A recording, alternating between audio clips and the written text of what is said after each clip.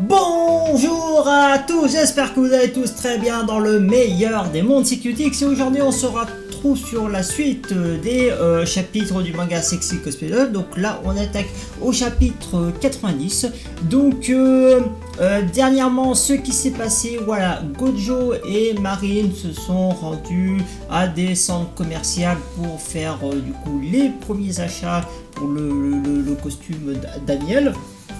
Donc savoir quel tissu et quel accessoire ils ont besoin pour faire ce costume. Entre temps, il y a également Akira qui est passé devant l'école de Gojo pour lui remettre du coup ses outils pour la création des différents accessoires. Ça c'est les premiers trucs. Le second truc aussi, ce qu'on a vu, c'était assez chouette, c'est que vu qu'on est à l'approche de Noël, Marine a décidé de passer Noël avec Gojo, donc le 24.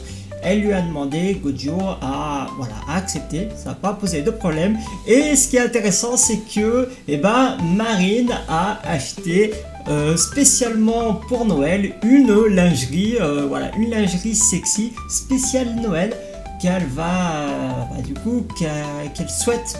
Enfin, on va voir si elle le fera, mais on verra si oui ou non elle portera sa lingerie sexy le 24 décembre. Voilà, donc on est au chapitre 90, donc du coup tu as Gojo qui se trouve dans une bibliothèque donc pour voir s'il reste encore des exemplaires du manga Céleste. La bibliothèque est très grande, je voulais acheter un autre exemplaire du 13e volume pour pouvoir découper quelques pages pour m'y repérer, mais où est le coin manga? Voilà, donc bon... C'est vrai que c'est pas... Je trouve quand même que c'est pas ouf non plus de... Je dirais même que c'est presque un sacrilège de prendre un manga, même s'il est génial, et de découper les pages, même si c'est pour un but lucratif. Je trouve ça quand même un énorme gâchis de couper des pages d'un très bon manga. Mais bon, voilà, ça c'est... Mais bon, le truc c'est que Gojo il se rend pas compte du sacrilège qu'il compte faire. Donc bon, on va pas non plus trop l'en voir. Est-ce qu'il y a plus d'exemplaires de Manga Céleste ici aussi? J'ai fait tout ce chemin parce que je ne pouvais pas l'acheter en ligne. Et tu peux pas l'acheter ailleurs, on va devoir aller dans combien de magasins? Bon là du coup... Il y a deux personnes qui justement ne trouvent pas le Manga Céleste et apparemment ce 13e volume est assez dur à trouver. Donc là Gojo est sur le stand de Quoi Manga, sauf que bon bah voilà, manque de chance. Cher lecteur, le nouveau volume du Manga Céleste n'est pas disponible, il n'y a pas de date du prochain arrivage. Donc voilà, une rupture de stock. Bon, tant pis, c'est comme ça. Rupture de stock, donc là il y a différents mangas. J'imagine que sur ce coin-là, du coup c'est là où est sûrement entreposé le Manga Céleste. Sauf que il y en a plus. Le nouveau volume de Manga Céleste de Tokyo Shiba n'est plus disponible. Il n'y a pas de date d'arrivage. Ok. Bon, du coup, ça pose problème parce que du coup, vu qu'il peut pas trouver un autre exemplaire, il peut pas, comme il dit, déchirer les pages pour s'aider, pour mieux se repérer. Il n'est pas dans sa propre ligue. Ok. Akira a dit que le protagoniste du manga va peut-être mourir. Alors là il parle du protagoniste, donc du héros. Pourquoi? Apparemment Shiba aime faire ce genre de choses. Donc Shiba aime bien tuer ses héros, c'est ça? C'est un démon, on se demande s'il est humain. Mais sincèrement, je pensais qu'il devait y avoir une autre façon de résoudre l'intrigue. Ça me semblait pas être le genre d'histoire où le héros est censé mourir à la fin. Bon après il y en a beaucoup il y a quand même pas mal de héros de séries où le héros meurt à la fin. Et en vrai, je trouve aussi que ça rend un côté assez épique. Quand t'as le héros qui combat un ennemi avec force, bravoure et plein d'autres trucs, c'est bien des fois de voir mourir le héros parce que ça rend la scène plus impactante et plus épique. Et plus cool aussi. Après, voilà, ça c'est un avis. Je pensais aussi que le grade supérieur des anges allait être introduit. Oh, les anges ont ce genre de choses, c'est ce qu'on appellerait ça une hiérarchie. Ouais, donc un classement de puissance, de démons à chef, à supérieur, à divin, un truc comme ça. Plus leur rang est élevé, moins ils visitent le royaume des inférieurs, donc ils ne sont pas familiers avec les humains. En conséquent, les formes qu'ils prennent sont plus vraiment humaines, ok? C'est choquant de voir comme s'ils pouvaient avoir des queues ressemblant à aucune existante et ces pattes de chevaux et les genoux et des sortes de mains humaines en tant que pieds. Comment ont-ils pu avoir deux visages dont l'un serait un agneau avec d'innombrables yeux? Attends, c'est quoi? Attends, il parle vraiment d'un ange, mais c'est complètement dégueulasse ce truc. Attends là, si je relis bien, là ce que je suis en train de comprendre, c'est que bon, l'ange, s'il est pas, parce que là il y a du coup différents types d'ange ou type de démon. Attends, il est vraiment type d'ange ou pas?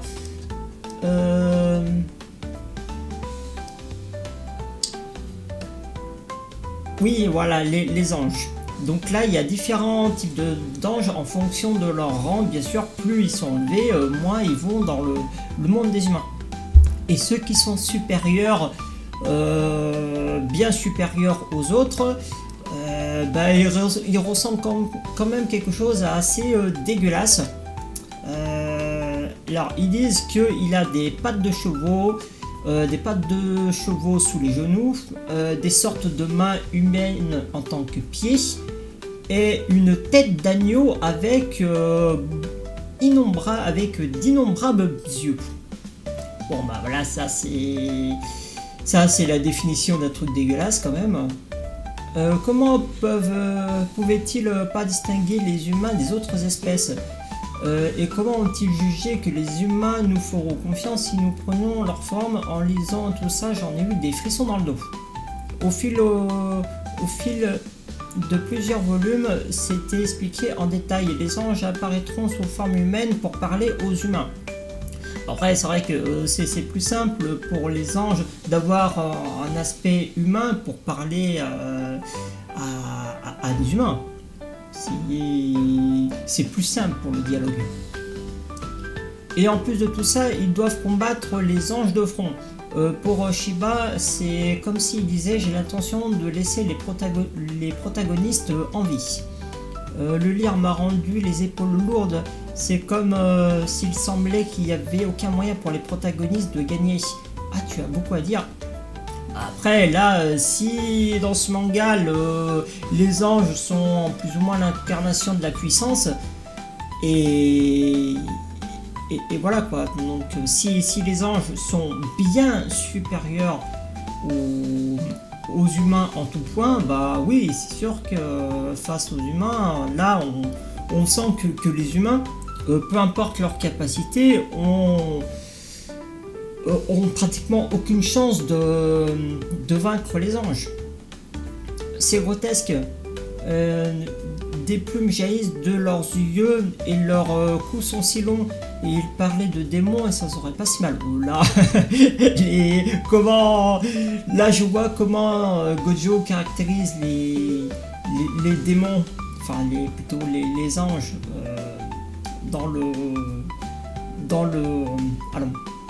manga, et c'est vrai que des yeux de partout avec une gueule d'agneau, des mains en forme de pieds, des sabots ou des pieds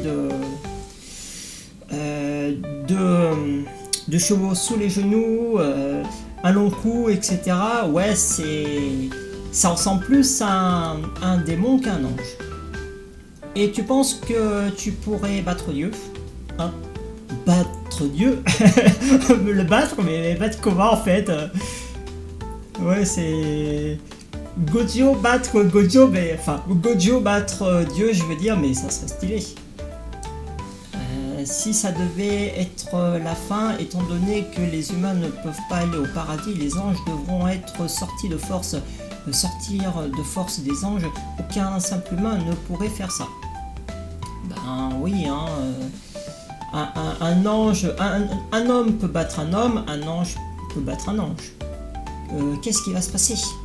Donc au final, tu as vraiment pas acheté de tissu? Non, je trouvais pas quelque chose qui correspondait à ce que j'avais en tête. Et à propos, je vais chercher du tissu en centre-ville, alors pourquoi ne pas commencer par le moulage? Tu en es sûr? J'ai une bonne idée, peut-être que je peux demander au styliste de mon magazine, des magasins qui pourraient avoir ce genre de tissu que tu cherches. Tu crois pas qu'un pro connaîtrait des endroits qu'on ne connaît pas? Ah, t'as raison, merci infiniment. Bon, bah voilà, ça c'est une très bonne idée de la part de Marine de demander justement à ses connaissances du magazine, savoir si tel ou tel magasin peut vendre un tissu qui correspondrait au personnage Daniel, ce que Gojo chercherait. Mais le truc c'est qu'on ne sait pas encore quel type de tissu il veut, donc c'est vrai que c'est un peu compliqué. Alors pourquoi ne pas prendre des photos pour vérifier avec toi avant que je les achète comme on faisait avant? Ok. Il y a encore un truc hyper important, mais qu'est-ce que c'est? Tu te souviens de notre premier comiquette? Oui. Suzuka a dit assurez-vous de vous garder au chaud. Donc bah oui, puisque du coup là c'est l'hiver, donc il faut... Ça serait ballot quand même, très très ballot d'arriver au comiquette et de se les peler à mort. Donc ça veut dire, là on entend une genre de fermeture éclair ou un truc comme ça, soupe. Et donc voilà, direction boutique d'habits et Gojo vient d'essayer une doudoune, sûrement du coup une doudoune choisie par Marine, et Marine elle est aux anges, ça lui va super bien. Alors la doudoune, bon bah c'est une doudoune, mais on voit bien le visage de Gojo, là il est pas à l'aise, là littéralement il est pas à l'aise, là il meurt, là il est mort. Oh, c'est cool, le Gojo en doudoune, c'est la chose la plus géniale du monde. Bah en soi, pour Marine, tu lui fous n'importe quel vêtement. Tous les vêtements pour hommes du monde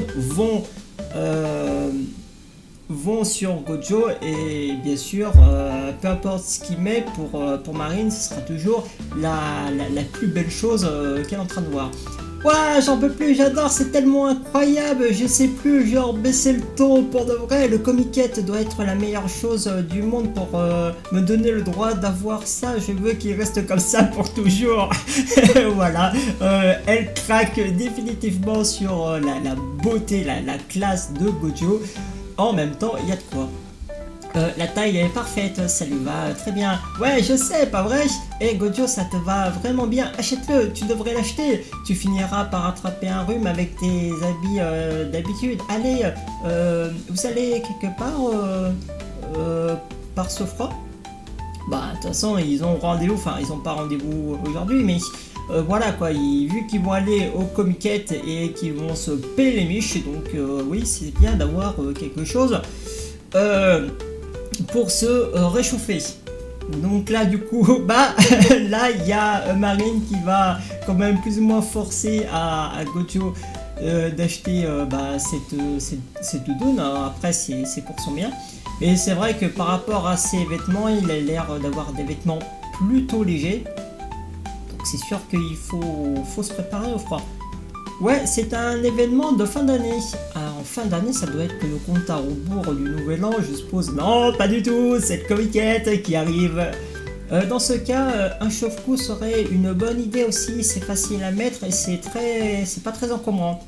Un chauffe-cou, d'accord. De toute façon, il y a des chauffe poignets, cou et chevilles. Bonnet, écharpe, gants, etc. Vous pouvez le mettre sur vos poignets ou vos chevilles pour vous assurer de ne pas avoir froid. Ouais, c'est vraiment une bonne info. Et Gojo, prends-le. Donc du coup, tu as la vendeuse qui regarde Gojo. Mais cela dit, mais quel genre de visage. C'est quoi ce genre de visage? Oh là là, c'est incroyable. Bah, vu qu'il est absolument pas à l'aise dans ce genre d'habit, puisque c'est pas son type d'habit, en fait là il a trop d'anxiété et il est en mode visage de pierre. J'ai vraiment pas le droit de l'enlever avant d'être rentré. Bah, il caille quand même, hein, donc c'est bien d'avoir. Garde ta doudoune quand même, jusqu'à que tu rentres chez toi quand même. Impossible, tu auras besoin de vêtements, donc c'est mieux que tu t'y habitues. Bah oui, là, oui, pour ne pas être à l'aise avec un habit, faut le porter encore et encore pour être à l'aise. On aurait dû acheter un switch à capuche et une bandoulière, ça tirait trop bien, pas vrai? Ah, mais ça ne serait pas Gojo et Kitagawa? Ah bah tiens, ça c'est du coup Murakami. Qu'est-ce que vous faites? Oh mais Murakami, on achète notre cosplay. Ah, j'ai rendu du travail, sympa. Alors Gojo, pourquoi t'es sans uniforme?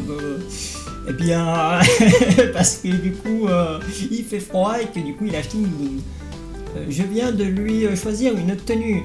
Ah bon, Kitagawa, au moins tu t'y connais en mode genre comme si elle s'y connaissait pas. Qu'est-ce que tu entends par au moins? Donc là du coup Murakami vient d'estimer que Marine a fait un bon choix en lui prenant cette doudoune. Et pourquoi Gojo a l'air aussi mort? Ça va mec? Ben, comme je viens de dire, en fait, Gojo là il est en mode de pierre, il est mort parce qu'il n'est pas habitué à ce genre de vêtements. Et vu qu'il n'est pas habitué, bah du coup il panique un peu des regards des autres. Il n'a pas l'habitude de porter ce genre de vêtements, alors il ne se sent pas à l'aise. Ah je vois. Mais ça ne va vraiment pas et ça rend bizarre quand je le porte. Bon bah là, voilà, il panique pour une simple tenue quand même. Mais qu'est-ce qui rend bizarre? Mais ça rend pas bizarre, ça te va bien. Je porte ce genre de merde aussi. Ouais, lui, il est comme ça, je porte ce genre de merde. Mais qui dit ça en pleine rue devant la potentielle copine de Gojo, quoi? Mais c'est justement ça.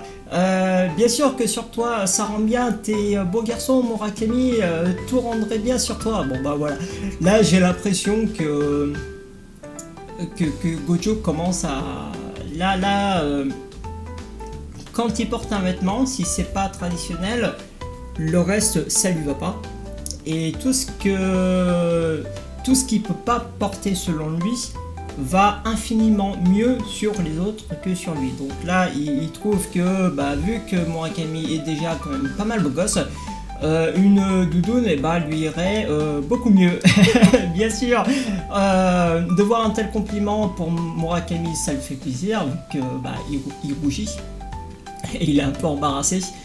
Mais je ne suis pas comme toi. Bon là le truc, je trouve quand même que c'est un peu dommage, parce que tu as Gojo qui a tendance à trop se dévaloriser par rapport aux autres, et je trouve quand même que c'est dommage parce que il a quand même une certaine classe, et le truc c'est qu'il voit pas la classe qu'il peut avoir en portant telle ou telle tenue. Donc je trouve ça dommage qu'il se dévalorise à ce point. Gojo, tu veux manger des ramen? C'est moi qui offre. Hein? Mais pourquoi?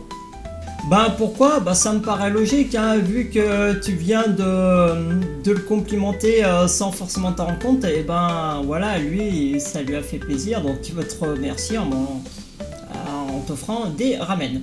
Donc du coup, là, ils vont dans le stand de ramen, Ikei Ramen.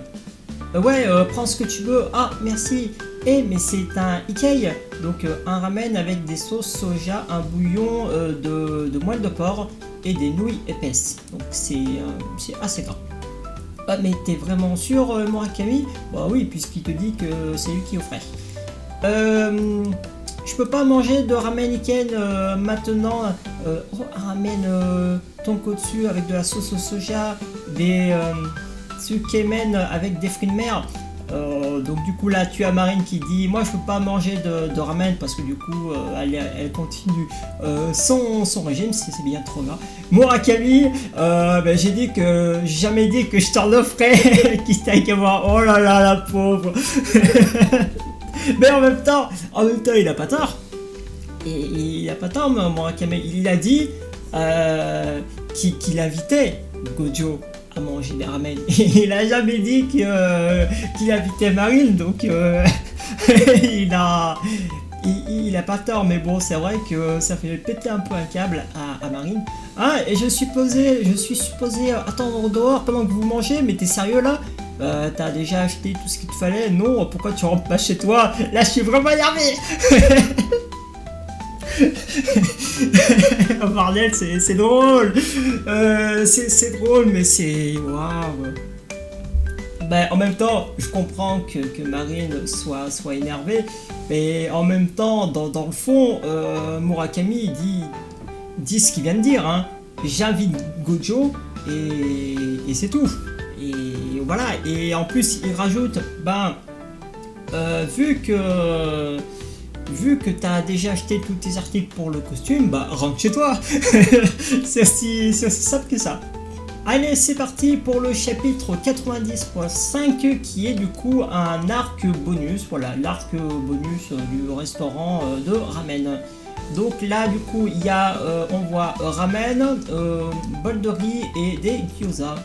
Murakami, tu aimes les gyoza?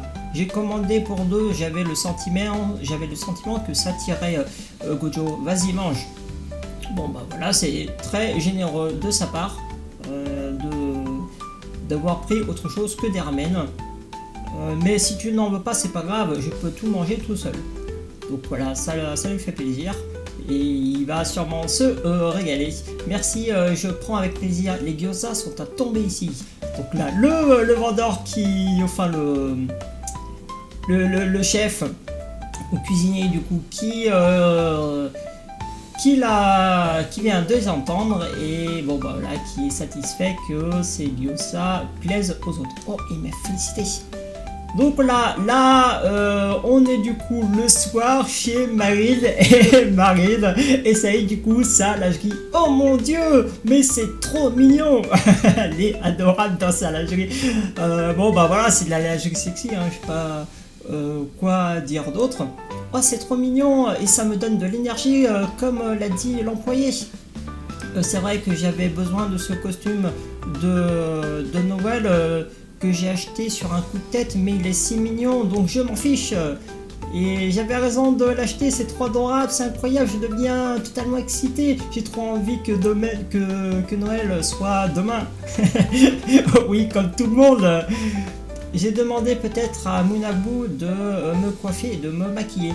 Je devrais porter quelque chose de mature. Là du coup elle a envie de se faire vraiment toute belle pour le 24, être vraiment sur son 31. Ah, je sais, Rana m'a donné des habits, je suis sûr à 100%, quoi qu'elle choisisse, ça fera adulte. J'ai pris en double sans faire exprès, si ça t'embête pas, tu peux m'en débarrasser. Donc du coup là, Rana vient justement a choisi une tenue, sauf qu'elle en a pris deux.